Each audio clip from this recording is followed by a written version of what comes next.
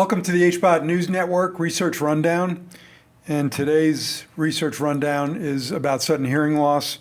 And the title of this study is the Idiopathic Sudden Sensorineural Hearing Loss.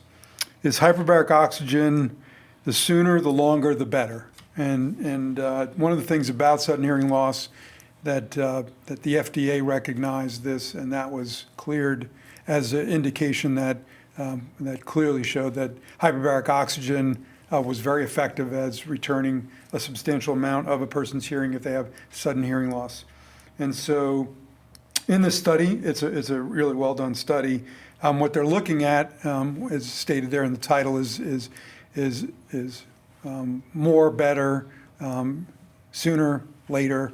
Those are the real impacts. And I think you find this in general with hyperbaric oxygen, that this is consistent with what I've learned about the use of hyperbaric oxygen for acute situations. And so sooner is better, and it's shown here in this study. And the one thing that I think is interesting is with sudden hearing loss, 5 sessions as it concludes would be enough.